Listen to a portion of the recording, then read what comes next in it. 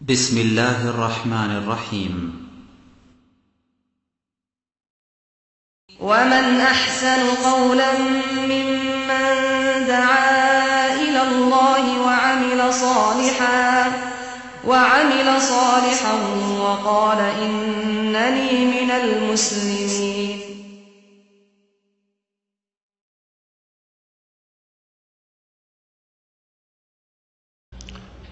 السلام عليكم ورحمة الله وبركاته.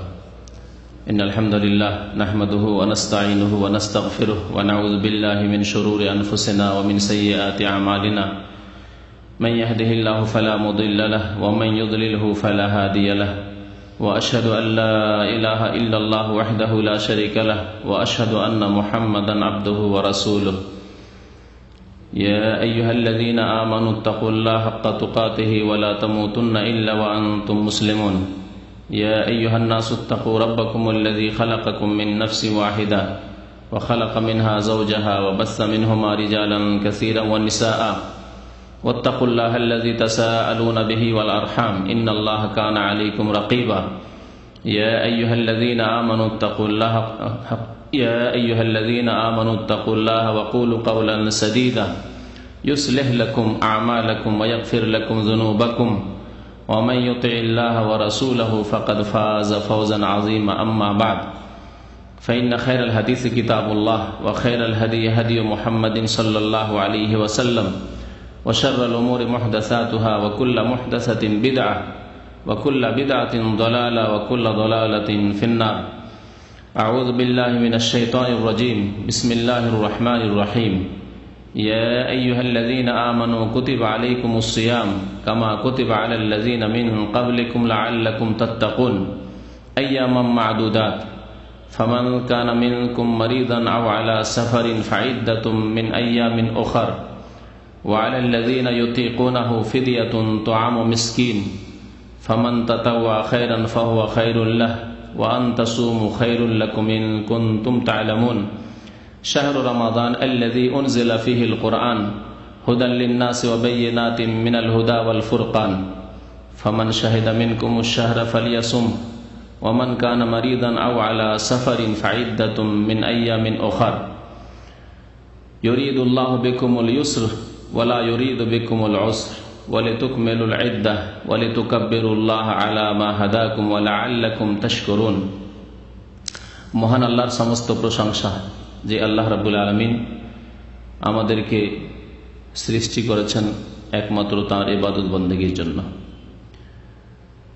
সে আল্লাহরই যাবতীয় প্রশংসা যিনি আমাদেরকে বিভিন্ন প্রকারের ইবাদত বন্দেগীর মাধ্যমে তার সন্তুষ্টি অর্জনের পথ দেখিয়েছেন। দরুদ ও সালাম নাযিল হোক প্রিয় নবী মুহাম্মদ রাসূলুল্লাহ সাল্লাল্লাহু আলাইহি সাল্লামের প্রতি, যিনি একমাত্র আল্লাহ রাব্বুল আলামিনের মনোনীত রাসূল, মনোনীত বান্দা, যার ইত্তিবা করা, যার অনুসরণ করা মহান আল্লাহ ফরজ করেছেন, যার পথের পথিক হওয়া আল্লাহ রাব্বুল আলামিনের ইবাদত বন্দেগীর জন্য একটি অন্যতম শর্ত। আল্লাহুম্মা সাল্লি আলাইহি আল্লাহুম্মা বারিক আলাইহি। আজকে শাবান মাসের 19 তারিখ, তাই না? শাবান মাসের 19 তারিখ, তার মানে আর মাত্র 10 দিন রয়েছে অথবা 11 দিন। তারপরে আসছে রমজানুল মুবারক। রমজান মাসে আমাদের ইসলামিক সেন্টারের যে বড় প্রোগ্রামটি হবে সেটি হচ্ছে ইফতার ক্যাম্পের প্রোগ্রাম। আর এখানকার প্রোগ্রাম তারাবির পরে সাধারণত হালকা হয়ে যায়, যদিও চলবে ইনশাআল্লাহ তাআলা বিশেষ কিছু আলোচনা বা কোর্স, তবে অল্প সংখ্যক লোক আসতে পারেন রমজান মাসে রাত্রে অনেকে ডিউটি থাকার কারণে। এর আগে তাই দেখা গিয়েছে। আর সবচাইতে বড় যে সমাবেশ বা মানুষের ইজতেমা, তা হচ্ছে আমাদের ইফতার ক্যাম্পে। প্রায় 1000-এর বেশি, 1000 থেকে 1200 বাংলাদেশি আমাদের ইফতার ক্যাম্পে দাম্মামে উপস্থিত হন দাম্মাম জাওয়াজাত পাসপোর্ট অফিসের পিছনে। আর আলহামদুলিল্লাহ 8 বছর থেকে প্রায় চলে আসছে ইফতার ক্যাম্প। এই ইফতার ক্যাম্পের বৈশিষ্ট্য হচ্ছে যে এখানে প্রায় ঘন্টা খানেক আসর পর মাগরিবের আগে ইফতারের পূর্বে দিনই আলোচনা হয় বিষয়ভিত্তিক, বিশেষ করে আম্বিয়া কেরামদের জীবনী, রাসূলুল্লাহ সাল্লাল্লাহু আলাইহি ওয়াসাল্লামের জীবনী, আকীদা, তাওহীদ এবং গুরুত্বপূর্ণ মাসলা মাসাইল সম্পর্কে বিশেষ বিষয় নিয়ে প্রতিদিন এক একটি বিষয়ের ওপর আলোকপাত করা হয়। রমজান মাস আসার পূর্বে এই রমজানুল মুবারক সম্পর্কে, রমজানুল মুবারকের ইবাদত বন্দেগী সম্পর্কে, এই মুবারক রমজানের করণীয় সম্পর্কে আমাদের প্রত্যেক মুসলিমকে সচেতন হওয়া উচিত বা জ্ঞান হাসিল করা উচিত।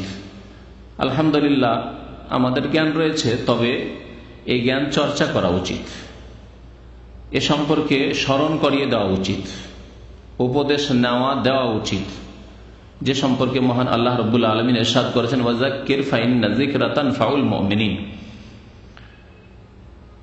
তুমি স্মরণ করিয়ে দাও হে নবী করিম সাল্লাল্লাহু আলাইহি ওয়াসাল্লাম। ওয়াযাক্কির মানে স্মরণ করিয়ে দাও হচ্ছে শাব্দিক অর্থ, যদিও ভাব অর্থ আমাদের দেশের অনুবাদকরা করে থাকে যে উপদেশ দান করো।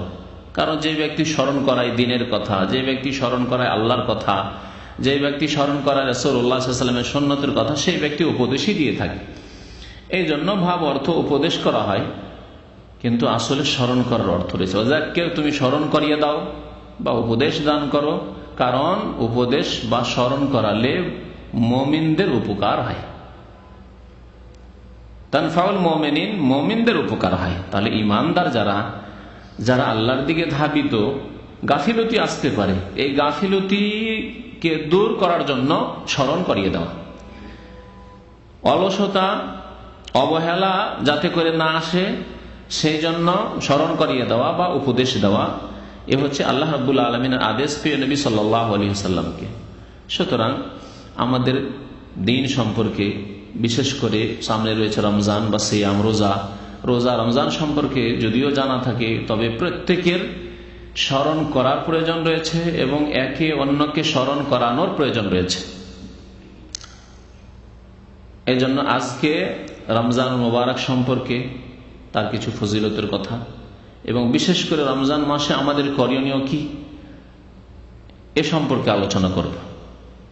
আসল আলোচনা শুরু করার পূর্বে এই যে কয়দিন রয়ে গেছে, সেই কয়দিন সম্পর্কে নবী করিম সাল্লাল্লাহু আলাইহি ওয়াসাল্লামের কি দিক নির্দেশনা রয়েছে।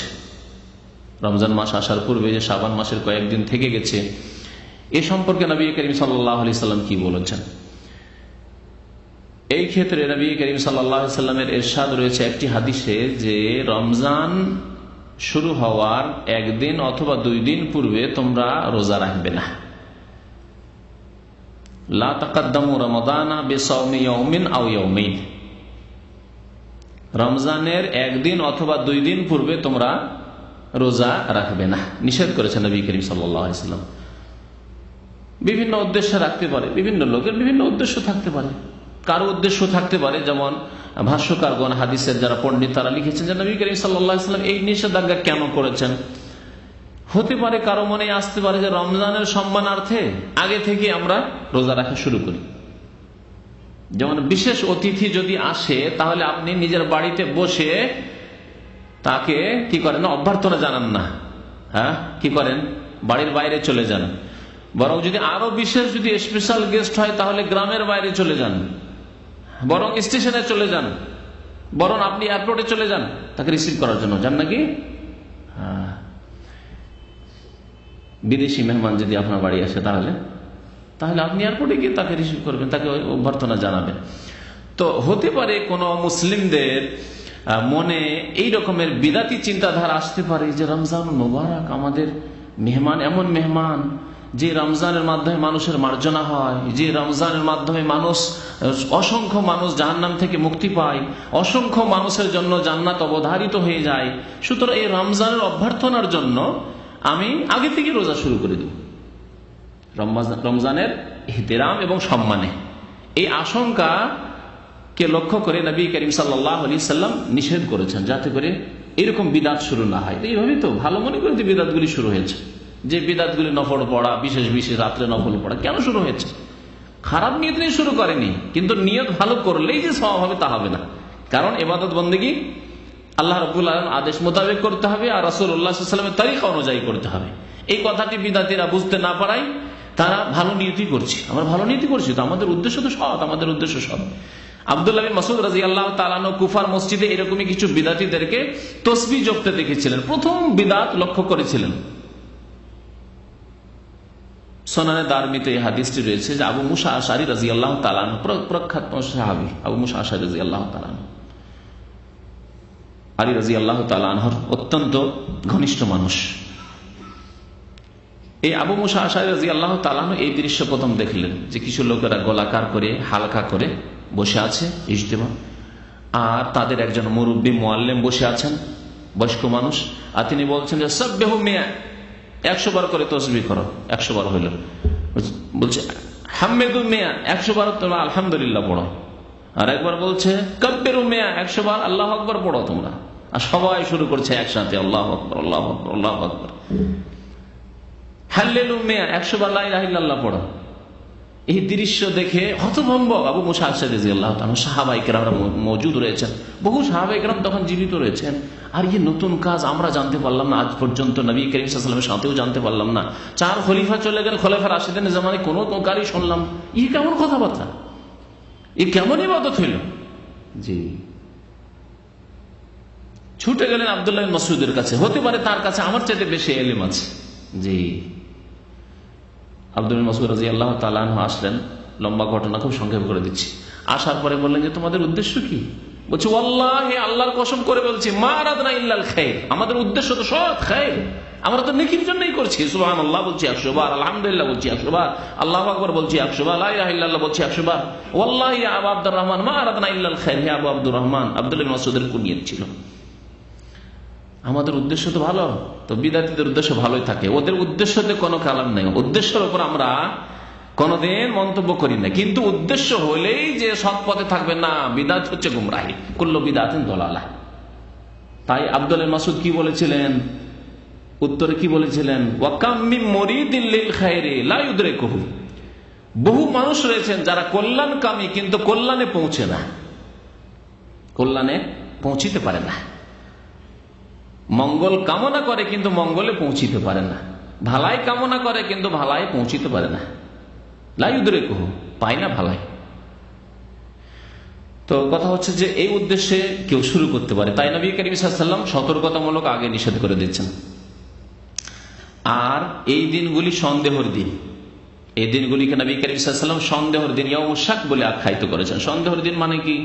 সন্দেহ মানে শাবানের শেষ দিনও হতে পারে, আবার রমজানের প্রথম তারিখও হতে পারে। 30 শাবানের যে দিনটি রয়েছে সেই দিনটি সম্পর্কে এই দুটি সম্ভাবনা আছে কিনা? কারণ নবী করিম সাল্লাল্লাহু আলাইহি ওয়াসাল্লাম বলেছেন যে চাঁদের মাস 29 হয় আর 30 হয়, তাহলে শাবান যখন 29 হয়ে গেল তারপরের দিনটি সম্পর্কে দুটি সম্ভাবনা আছে, দুটোর একটা হবে। হতে পারে দেখাতে ভুল হতে পারে, চাঁদ দেখায় ভুল হতে পারে। কেউ এই সন্দেহের কারণে যে আমি এই সন্দেহের ঝামেলায় থাকবো না, আমার যাতে করে রোজা কম না হয়, আমি একদিন আগে থেকে শুরু করবো। চাঁদ দেখার খবর পায় আর না পায়, সরকার ঘোষণা করে আর না করে, অথচ মুসলিম সরকার ঘোষণা করে আর না করে, লোকেরা রোজা রাখুক আর না রাখুক, আমি একদিন আগে থেকে শুরু করে দেবো, যাতে করে কারো যদি রোজা কম হয় আমার কম না হয়। এরকম তো কেউ রাখতে পারে। তাই নবী করিম সাল্লাল্লাহু আলাইহি ওয়াসাল্লাম নিষেধ করেছেন এবং কঠোরভাবে নিষেধ করেছেন। কি বলেছেন? মান সামা ফিল ইয়াউমিল্লাযী ইউশাক্কু ফীহি, যে ব্যক্তি সন্দেহের দিনে রোজা রাখবে, অর্থাৎ 29 শাবানের পরে 30 শাবান, যে দিনটি 29 শাবানের পরে চাঁদ দেখা গেল না কিন্তু রোজা শুরু করে দিলাম, এটি হচ্ছে সন্দেহের দিন। ফাকাদ আসা আবুল কাসিম সাল্লাল্লাহু আলাইহি ওয়াসাল্লাম, সেই ব্যক্তি প্রিয় নবী মুহাম্মদুর রাসূলুল্লাহ সাল্লাল্লাহু আলাইহি ওয়াসাল্লাম, যার কুনিয়ত আবুল কাসিম, তার নাফরমানি করলো, বিরুদ্ধাচরণ করলো। তাহলে রোজা রেখেও কি করলো? আল্লাহ রসুলের নাফরমানি করলো। আর আল্লাহ রসুলের নাফরমানি করলে কি জান্নাত না জাহান্নাম? ওয়ামাই ইউশাকিকির রাসূল, আল্লাহ কোরআনে ইরশাদ করেছেন, যে ব্যক্তি রাসূলের বিরুদ্ধাচরণ করবে, মিন বাদি মা তাবায়্যানা লাহুল হুদা, তার রাস্তা স্পষ্ট হওয়ার পরে, মানে কোরআন নাজিল হওয়ার পরেও নবী সাল্লাল্লাহু আলাইহি ওয়াসাল্লামের হাদিস আমাদের মাঝে থাকার পরে, ঘরে থাকার পরেও, সমাজে থাকার পরেও, ইসলামিক লাইব্রেরিতে কিতাব থাকার পরেও, নিজের ভাষা জানার সুবিধা থাকার পরেও, মিন বাদি মা তাবায়্যানা লাহুল হুদা ওয়া ইয়াত্তাবি গায়রা সাবিলিল মুমিনিন, এবং মুমিনদের রাস্তা ছাড়া অন্য পথ অবলম্বন করলো, অর্থাৎ সাহাবায়ে কেরাম। মুমিন মানে এখানে কিয়ামত পর্যন্ত ফাসিক মুমিন, বিদআতি মুমিন, মুসলিম আসতেন তারা নয়, মানে এখানে মুমিন বলে আখ্যায়িত করা হয়েছে কোরআন নাযিল হওয়ার যুগের মুমিন। তারা কারা? সাহাবায়ে কেরাম। তাহলে আদর্শ মানুষ আমাদের সাহাবায়ে কেরাম, আদর্শ মানুষ আমাদের নবী করিম সাল্লাল্লাহু আলাইহি ওয়াসাল্লামের পরে সাহাবায়ে কেরামের দল। তাদের কথা আল্লাহ কোরআনে এখানে বলেছেন, ওয়ায়াত্তাবি গায়রা সাবিলিল মুমিন, মুমিনদের রাস্তা ছাড়া যদি অন্য পথে চলে, তাহলে কোন পথে চলতে হবে? মুমিনের রাস্তায় চলতে হবে, সাহাবায়ে কেরামদের রাস্তায় চলতে হবে। আর অন্য পথে যদি কেউ চলে, শাস্তি আল্লাহ বলছেন, নুআল্লিহি মা তাওয়াল্লা, যে যেদিকে যেতে চাইবে আমি তাদেরকে ছেড়ে দেবো, স্বাধীনতা দিয়েছি আমি। ওয়া নুসলিহি জাহান্নামে, এবং তাদেরকে প্রবিষ্ট করব জাহান্নামে। তাহলে বোঝা গেল যে নবী করিম সাল্লাল্লাহু আলাইহি ওয়াসাল্লামের যদি কেউ নাফরমানি করে, যদি সাহাবায়ে কেরামদের পথ ছাড়া অন্য কোনো পথে চলে, সাহাবায়ে কেরামরা যেসব কর্ম আমল করেননি, দিন ধর্ম মনে করে, নেকি মনে করে, সেসব কাজ যদি করে, তো নুসলিহে জাহান্নাম, জাহান্নামের পথ, ও সাআত মাসিরা, এবং তার পরিণাম খুব খারাপ, আল্লাহ বলছেন। তাহলে সন্দেহ দিনে রোজা রাখা যাবে না। নবী করিম সাল্লাল্লাহু আলাইহি ওয়াসাল্লাম 15 শাবানের পরেও রোজা রাখতে নিষেধ করেছেন, যদিও রোজা রাখা কঠোরভাবে হারাম নাই, কিন্তু ওলামারা বলেছেন অপছন্দনীয়। তারপরে আর যদি কারো অভ্যাস থাকে ব্যতিক্রম, ওই ব্যক্তি, কারো যদি অভ্যাস থাকে প্রত্যেক মাসে সোমবার বৃহস্পতিবার রোজা রাখার, সোমবার বৃহস্পতিবার প্রত্যেক মাসে রোজা রাখে, মুহররমে রাখে, সফরে রাখে, রবিউল আউয়াল রাখে, এইভাবে শাবানেও সোমবার বৃহস্পতিবার রোজা রাখবে, তার হক, যেহেতু প্রত্যেক মাসে সে রাখতে অভ্যস্ত, শুধু শাবানে নয়। তাহলে এই শাবান মাসের শেষ দিন 30 তারিখ বা 29 তারিখ যদি সোমবার হয়, যদি বৃহস্পতিবার হয়, তো সেই ব্যক্তি রোজা রাখতে পারবে না? পারবে না? পারবে। ইল্লা ইয়াকুনা সামাহু, এর আগে সে রোজা রাখতো, তাহলে সে রোজা রাখবে। ব্যতিক্রম, তাকে ছাড় দেওয়া হয়েছে ওই ব্যক্তিকে, যে ব্যক্তি এর আগে ওইভাবে রোজা রাখে, তারা রোজা রাখবে। আর যারা অন্য মাসে এরকম নফল রোজা রাখতো না, আর হঠাৎ করে শাবান মাসের শেষ তারিখে সোমবার পড়েছে, বা 29 তারিখে 30 তারিখে সোমবার অথবা বৃহস্পতিবার হয়েছে, আর সে রোজা রেখেছে, না, রোজা রাখবে না, নিষেধ করেছেন নবী করিম সাল্লাল্লাহু আলাইহি ওয়াসাল্লাম। তারপরে আসি এই রমজান মাস সম্পর্কে আলোচনায়। রমজান মাস, রমজান মাসে আমাদের করণীয় কি? রমজান মাসের ফজিলত বা কি? বহু ফজিলতের হাদিস রয়েছে রোজা এবং রমজান সম্পর্কে। রমজানের ফজিলত সম্পর্কে মহান আল্লাহ রাব্বুল আলামিন সূরা বাকারায় একটি আয়াতে সেদিকে ইঙ্গিত করেছেন, শাহরু রমাদান আল্লাযী উনজিলা ফীহিল কুরআন। রমজান এমন একটি মাস যেই মাসে আল কোরআন আল্লাহ নাজিল করেছেন। উনজিলা ফীহিল কুরআন, কোরআন নাজিল করা হয়েছে। সাধারণ মানুষ যদি এই আয়াতের অনুবাদ পড়ে, কোরআন নাজিল হয়েছে, জানলাম যে কোরআন নাজিল হওয়ার সময়কাল, কোরআন নাজিল আরম্ভ হয়েছে বা প্রথমবার কোরআন নাজিল হয়েছে, একটি ব্যাখ্যা। আর একটি ব্যাখ্যা হচ্ছে যে লৌহে মাহফুজ থেকে প্রথম আকাশে পুরা কোরআনকে এই রমজান মাসে নাজিল করে দেওয়া হয়েছে। তারপরে জিবরাইল আলাইহিস সালামকে দায়িত্ব দেওয়া হয়েছে, যখন যখন প্রয়োজন হবে, যখন যখন আল্লাহর আদেশ হবে যে অমুক অমুক সূরা, অমুক অমুক আয়াত আমার প্রিয় নবী মুহাম্মদ রাসূলুল্লাহ সাল্লাল্লাহু আলাইহি ওয়াসাল্লামের কাছে ওহী করো, নিয়ে যাও, তখন তিনি নিয়ে আসবেন। তা রমজান মাসে কোরআন নাজিল হয়েছে, এর থেকে কি বা বুঝলাম? যদি সাধারণভাবে বুঝেন, কিন্তু একটু গভীরে গিয়ে বুঝতে হবে যে কোরআন নাজিল হওয়ার পরে পৃথিবীর কি পরিবর্তন এসেছে। এইরকম বিপ্লব পৃথিবীর কোন ইতিহাসে আসেনি, আর কোন মানুষ দিয়েও আসেনি। কোন মানুষ দিয়ে এরকম বিপ্লব আসেনি, এবং কোন ইতিহাসও আসেনি, কোন দেশেও এরকম বিপ্লব আসেনি যেই বিপ্লব এসেছে প্রিয় নবী মুহাম্মদ রাসূলুল্লাহ সাল্লাল্লাহু আলাইহি সাল্লামের প্রতি আল কোরআনুল কারীম নাজিল হওয়ার পরে। এবং সার্বিক ক্ষেত্রে বিপ্লব, কিছু বিপ্লব হয় কি বিশেষ বিশেষ ক্ষেত্রের বিপ্লব, যেমন রাজনৈতিক বিপ্লব। এক দল হুকুমত করতো, রাজত্ব করতো, সেই থেকে উল্টে পাল্টে দিয়ে অন্য কোনো দল চলে আসে, এটা হচ্ছে রাজনৈতিক বিপ্লব। অর্থনৈতিক বিপ্লব, যে অর্থনৈতিক যে সিস্টেম ছিল, সুদী সিস্টেম ছিল, সেটাকে একবারে ধ্বংস করে দিয়ে বিনা সুদী নিয়ম কানুন শুরু হলো, তাহলে এগুলো হচ্ছে অর্থনৈতিক বিপ্লব। সামাজিক বিপ্লব, সমাজের অবস্থা এক রকমের ছিল, আরেক রকমের, হঠাৎ করে একবারে অন্যদিকে চলতে শুরু হলো সমাজ, তাহলে হচ্ছে সামাজিক বিপ্লব। ব্যক্তি জীবনের বিপ্লব, একজন মানুষ একেবারে খারাপ লোক ছিল, বেনামাজি, ফাসেক, জুয়া খেলতো, শরাব পান করতো, ইত্যাদি ইত্যাদি। তাহলে ব্যক্তি জীবনে তার হঠাৎ করে বিপ্লব, মাশাআল্লাহ দাড়ি ছেড়ে দিয়েছে, মাশাআল্লাহ তাহাজ্জুদ শুরু করেছে, মাশাআল্লাহ 5 ওয়াক্ত নামাজ, ফজর নামাজে প্রথম কাতারে হাজির। তাহলে ব্যক্তি জীবনের বিপ্লব। পারিবারিক জীবনের বিপ্লব, কারো পরিবার খুব খারাপ ছিল, পর্দা ছিল না, কিচ্ছু ছিল না, তার বাড়িতে হঠাৎ করে দেখা যাচ্ছে যে বিনা আদেশে প্রবেশ নিষেধ।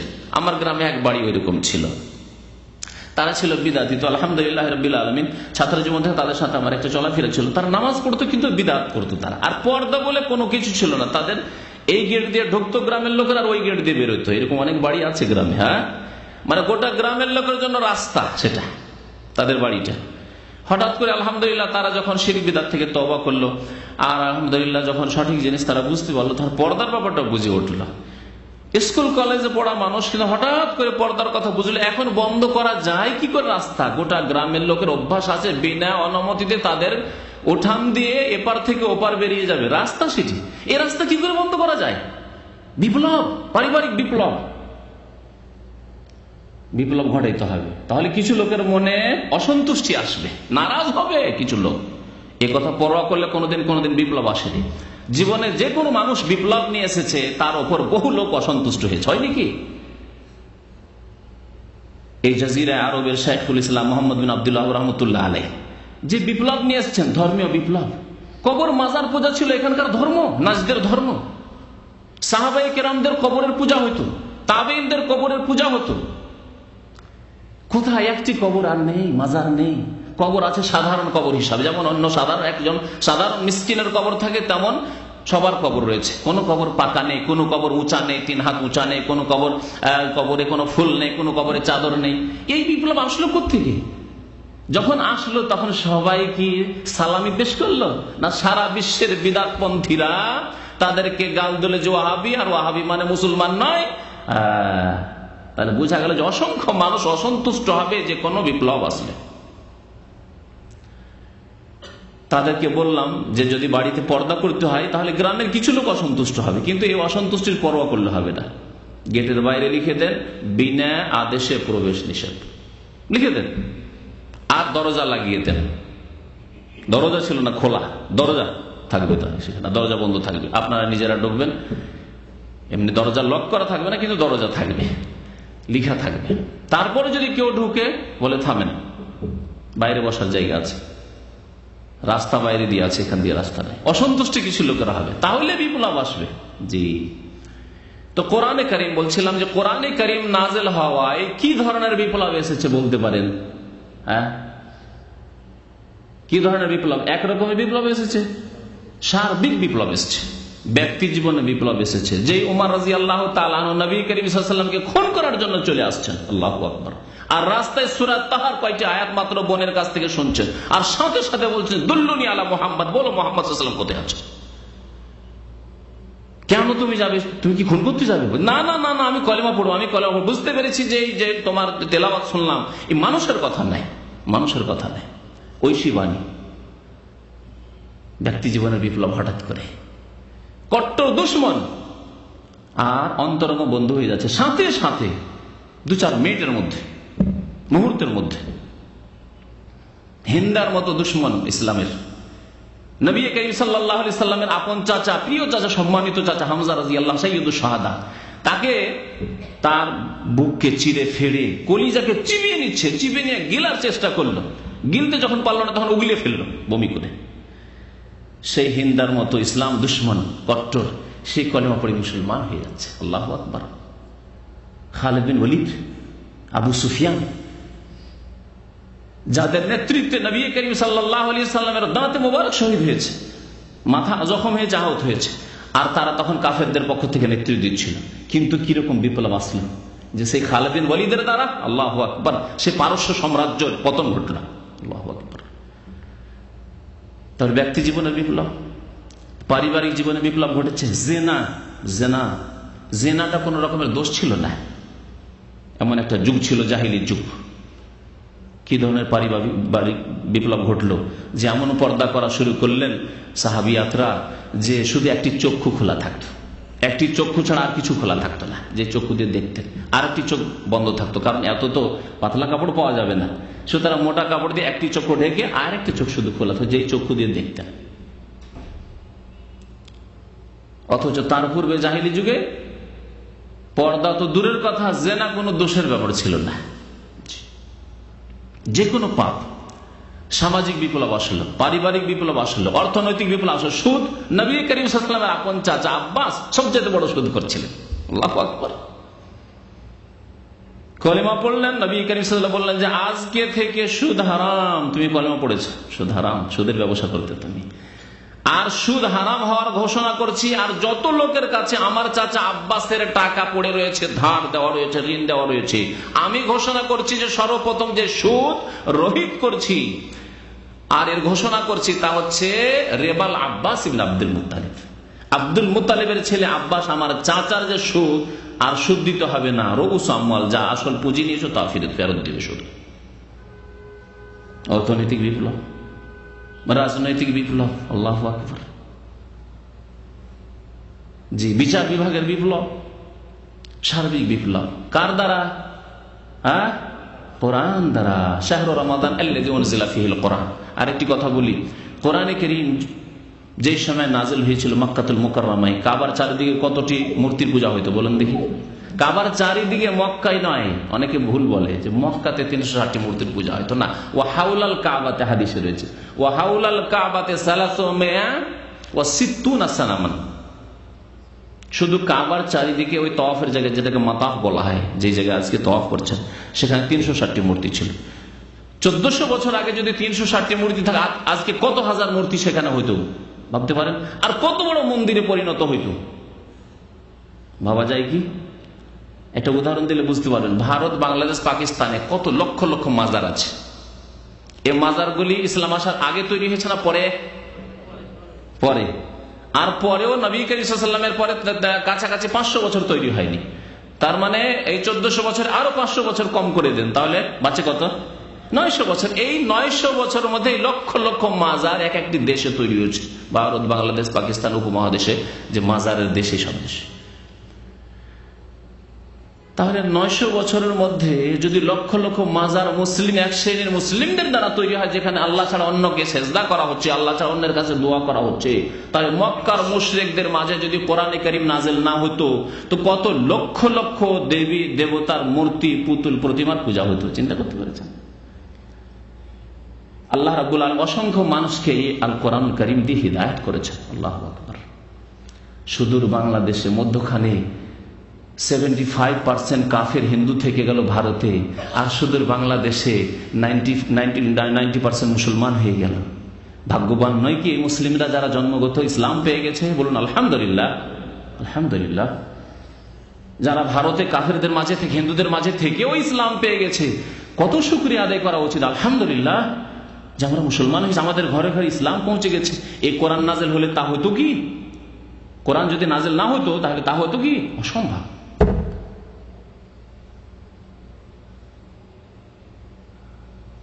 সুদূর ইন্দোনেশিয়া চলে যান, মালয়েশিয়া চলে যান, বরুনাই, দারুসালাম চলে যান, আরো দূরে দূরে চলে যান। আল্লাহু আকবার। অসংখ্য মানুষকে আল্লাহ রাব্বুল আলামিন জাহান্নামের রাস্তা থেকে মুক্তি দিয়েছেন। ওয়া কুনতুম আলা শাফা হুফরাতিন মিনান নার ফাআনকাযাকুম মিনহা। মহান আল্লাহ রাব্বুল আলামিন ইরশাদ করেছেন, মক্কা এবং মদিনার লোকদেরকে বিশেষ করে সম্বোধন করে বলা হয়েছে, আনসারদেরকে, মুহাজিররাও ছিলেন। ওয়া কুনতুম আলা শাফা হুফরাতিন মিনান নার, তোমরা জাহান্নামের তটে পৌঁছেই গিয়েছিলে। জাহান্নামের হুফরা মানে গর্ত, জাহান্নামের গর্তের তটে তোমরা পৌঁছে গেছিলে, কিনারায় পৌঁছে গেছিলে। ফাআনকাযাকুম মিনহা, আল্লাহ তোমাদেরকে সেখান থেকে উদ্ধার করলেন। কিসের দ্বারা উদ্ধার করলেন? আল কোরআনুল কারীম নাযিল করে, শাহরু রমাদান আল্লাযী উনজিলা ফীহিল কোরআন। প্রিয় নবী মুহাম্মদুর রাসূলুল্লাহ সাল্লাল্লাহু আলাইহি ওয়াসাল্লামের প্রতি এই আসমানী সিলেবাস নাযিলের মাধ্যমে। এর চাইতে বড় ফজিলত আর রমজান মাসের বলার প্রয়োজন নেই। তারপরে বহু ফজিলতের কথা নবী করিম সাল্লাল্লাহু আলাইহি ওয়াসাল্লাম ইরশাদ করেছেন।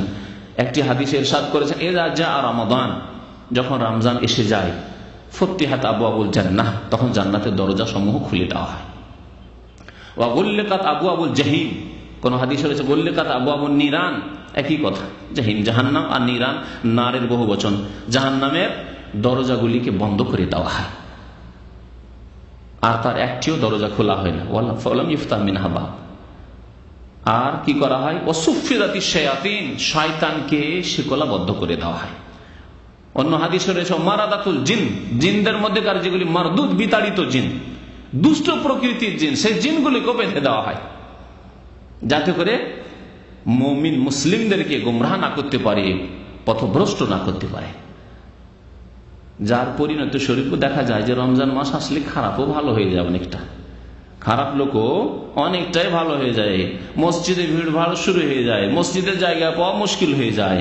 আর যেমনই শয়তানকে ছেড়ে দেওয়া, ঈদের রাত যেমনই হলো শয়তানকে ছেড়ে দেওয়া হলো, তখন ঈদের রাতে এক শ্রেণী ফাসেক মুসলিমরা ঈদের খুশি নাচ গানের মাধ্যমে আর মাদক দ্রব্যের মাধ্যমে আর অবাধ মিলামিশার মাধ্যমে শুরু করে দিল।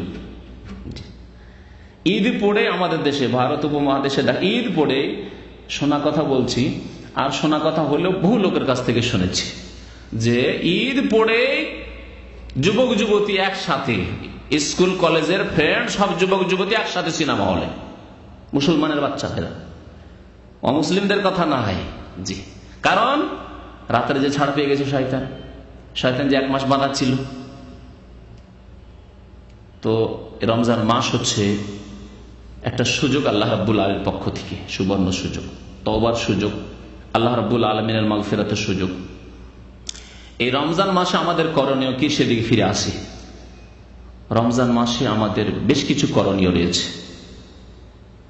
আপনাদের সামনে আজকে 10টি করণীয় বর্ণনা করব রমজান মাসে। প্রথম করণীয়, কে বলতে পারেন প্রথম করণীয় রমজান মাসের? প্রথম আমল এবং সবচাইতে বড় আমল রমজান মাসের, সিয়াম পালন করা। রমজান মাসের বলছি কারণ সবচেয়ে বড় ইবাদত হচ্ছে মুমিনের নামাজ, অবশ্যই, কিন্তু নামাজ তো সারা বছর পড়তে হবে, শুধু রমজান মাসে পড়ে তো কাজ হবে না। আরেকটি কথা এখানে বলে দিই যে রমজান মাসে রোজা রাখলে, যাকাত দিলে, অন্যান্য ইবাদত করলে, হজ করলে, উমরা করলে তার আগে নামাজ সুন্দর হইতে হবে। কারণ মুহাদ্দিসিনে কিরাম, আহলে সুন্নাত ওয়াল জামাত, উলামায়ে কিরাম, যারা গবেষক উলামায়ে কিরাম, তাদের মত হচ্ছে যে যেমন কালেমা লা ইলাহা ইল্লাল্লাহ শর্ত সহ তার দাবি দাওয়া পূরণ করা সমস্ত ইবাদত কবুল হওয়ার জন্য, এমনকি নামাজ কবুল হওয়ার জন্য শর্ত। কারো যদি লা ইলাহা ইল্লাল্লাহ ঠিক না থাকে তো নামাজ পড়ে লাভ আছে। অনেক অমুসলিম নামাজ পড়তে ভালো লাগে, সৌদি আরবে নামাজ পড়ে, মুসলমান হবে না কিন্তু নামাজ পড়ে, মসজিদে ঢুকে যায়। বিশেষ করে এই শিকর মতো মসজিদগুলোতে অনেক সময় এরকম খবর পাই যে অমুসলিম সার রোদ্রে কোথায় দাঁড়িয়ে থাকবো, ভালো লাগছে, ঠান্ডাও লাগছে, ঢুকে গেল মসজিদে, নামাজ পড়ে গেল। অনেক অমুসলিম মুসলমান হয়েছে আমাদের কাছে এসে, তাদের কাছে মুসলমান হওয়ার 6 মাস 1 বছর আগে থেকে সে নামাজ পড়ে, মুসলমান হয়নি, কলেমাই পড়েনি, কলেমার ব্যাখ্যা করে তাকে বোঝানো হয়নি, কিন্তু নামাজ পড়ে এমনিতেই। রোজা রাখে এরকম এক বাংলাদেশি ছিল এখানে দীর্ঘদিন, বছর খানেক, অনেক ভাইরা যারা পুরানো ভাইরা শুক্রবার এসে আমার বক্তব্য শুনতেন এবং মুসলমানদেরকে আরো উৎসাহিত করতেন যে যাচ্ছ না কেন তোমরা শিখতে ওখানে। তো কাজে আসবে নামাজ, রোজা, কলেমা যদি ঠিক না থাকে, লা ইলাহা ইল্লাল্লাহ, আল্লাহ ছাড়া কেউ ইলাহ নেই, আল্লাহ ছাড়া কেউ সেজদার হকদার নেই, আল্লাহ ছাড়া কারো কাছে দোয়া করা যাবে না। কেউ যদি লা ইলাহা ইল্লাল্লাহ পড়ে, আবার ইয়া গাউসুল আজম মদদও বলে, ইয়া খাজা বাবা মদদও বলে, যদি আল্লাহ ছাড়া অন্যকে সেজদা করে, ওরসের মেলায় গিয়ে মাজারকে সেজদা করে, তাহলে এই কলেমা কি কাজ দেবে? কোনো কাজে আসবে না। কারণ কলেমার যে দাবি তা সে পূরণ করলো না, কলেমার অর্থই সে বুঝলো না, কলেমাকে মনে করলো যে মন্ত্র, হিন্দুদের মন্ত্র না, মন্ত্র নাই, কলেমার বাস্তবায়ন হইতে হবে। বাস্তব দিন ইসলাম হচ্ছে বাস্তব জীবনের দিন। তো যেমন কালেমা লা ইলাহা ইল্লাল্লাহ ঠিক করে তারপর নামাজ পড়তে হবে, তাহলে অন্যান্য ইবাদত কবুল হবে।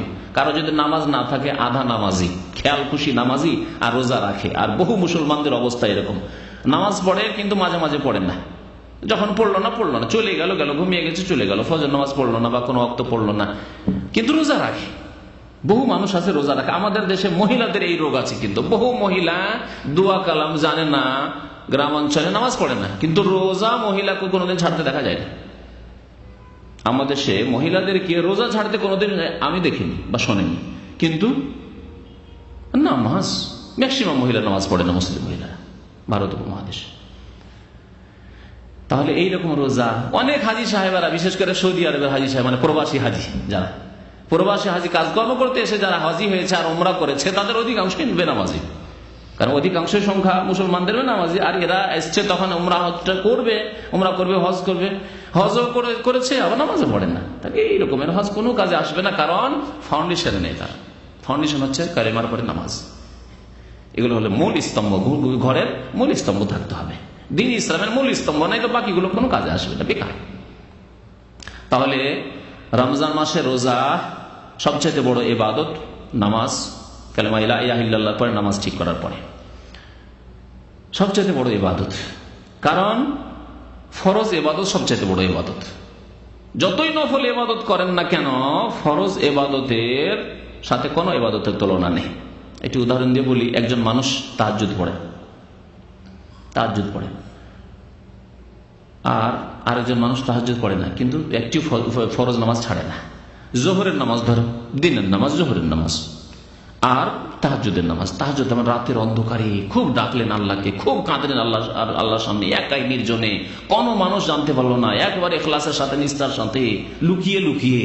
ইখলাস রয়েছে এতে ইবাদতে, কিন্তু নফল ইবাদত, অতিরিক্ত ইবাদত, নবী করিম সাল্লাল্লাহু আলাইহি ওয়াসাল্লামের সুন্নাত এবং অতিরিক্ত ইবাদত।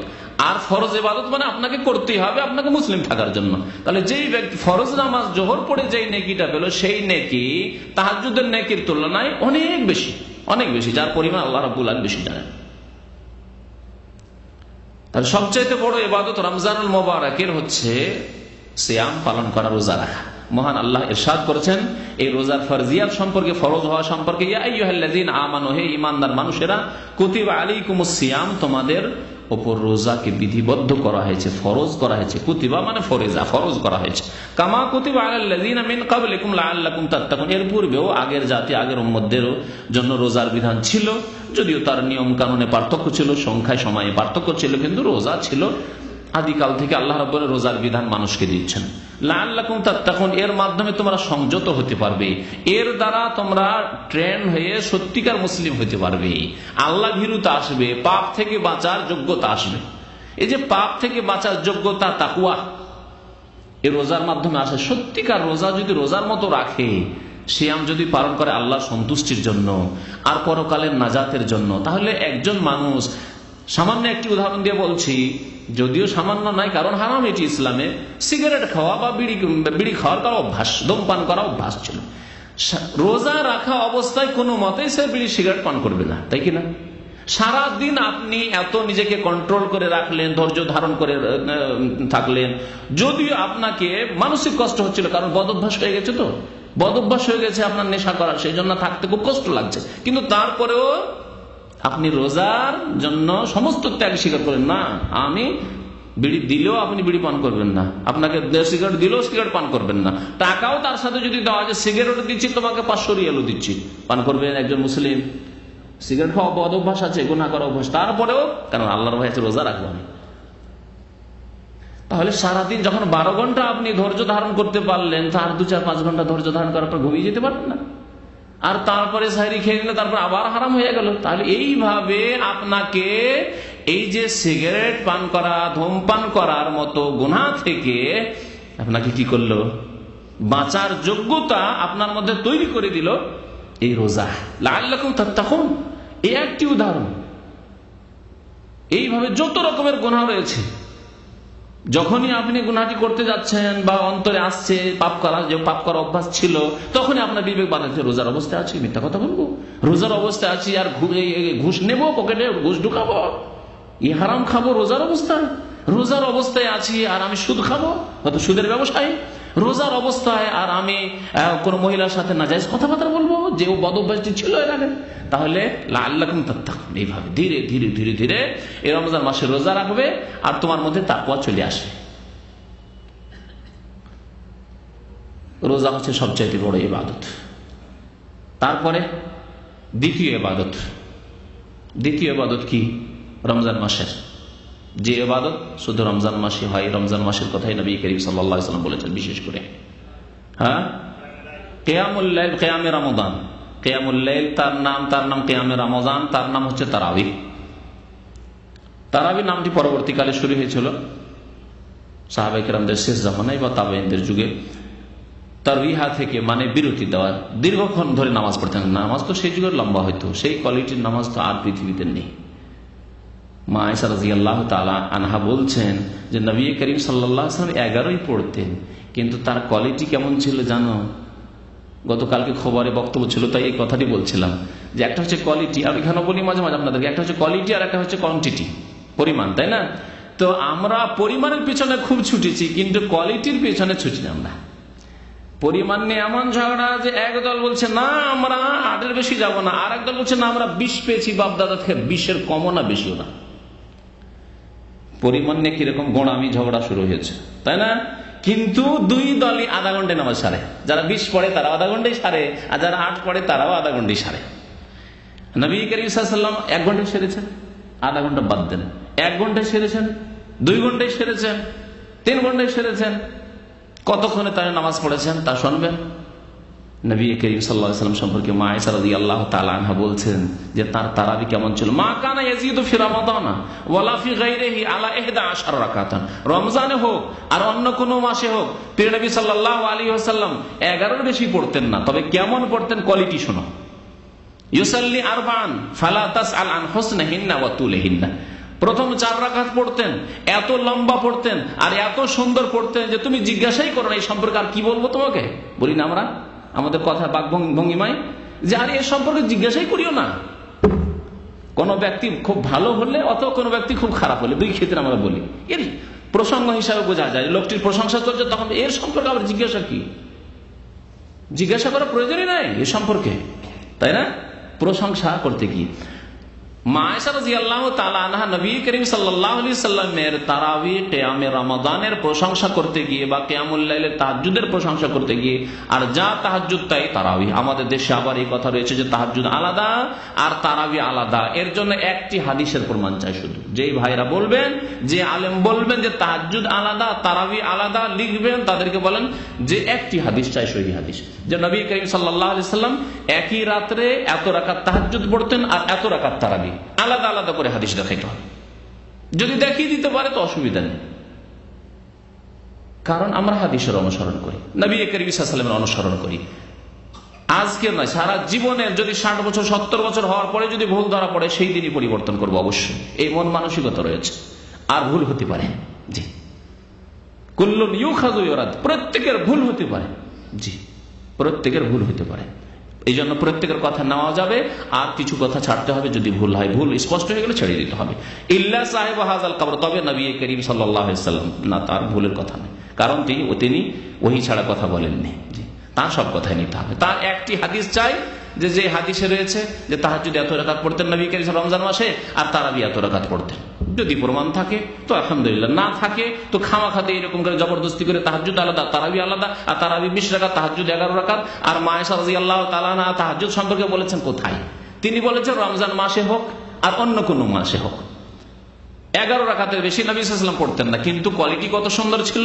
ইউসাল্লি আরবান, 4 রাকাত নামাজ পড়তেন। ফালা তাসআল, তুমি জিজ্ঞাসাই করো না। বর্ণনাকারী যে ছাত্র যে শুনছে আয়েশা রাদিয়াল্লাহু তাআলা আনহার কাছে, তাকে তিনি বলছেন যে জিজ্ঞাসাই করো না তার সৌন্দর্যতা সম্পর্কে, হোসেন সৌন্দর্যতা সম্পর্কে, আর ওয়াতুলহিন্না, আর তার দীর্ঘতা সম্পর্কে, যে কতক্ষণ ধরে লম্বা নবী করিম সাল্লাল্লাহু আলাইহি ওয়াসাল্লাম নামাজ পড়তেন।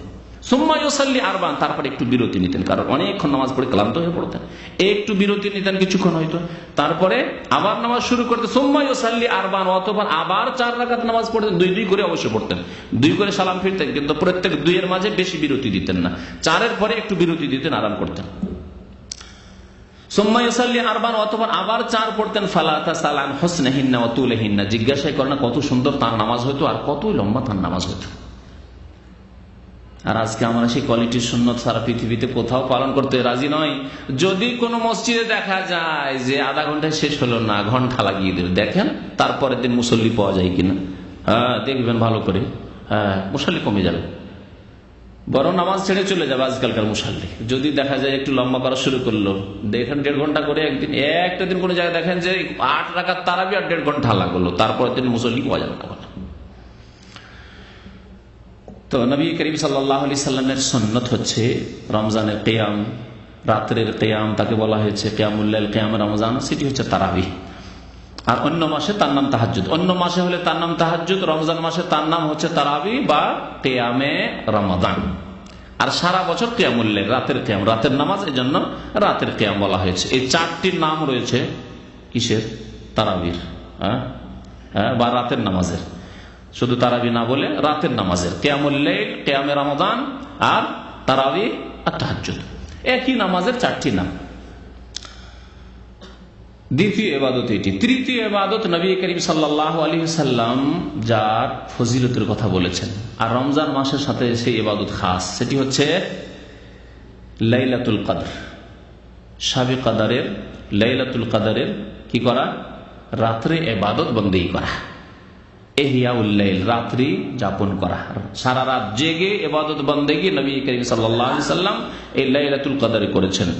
শেষ 10 দিনে, আর বিশেষ করে শেষ 10 দিনের বেজোড় রাতগুলিতে 21, 23, 25, 27, 29, এই 5টি রাতে বিশেষ করে নবী করিম সাল্লাল্লাহু আলাইহি ওয়াসাল্লাম জাগার জন্য আদেশ করেছেন, উৎসাহিত করেছেন, এবং পরিবার পরিজন আত্মীয় স্বজনদের, নারী পুরুষ সবাইকে জাগাতেন নবী করিম সাল্লাল্লাহু আলাইহি ওয়াসাল্লাম।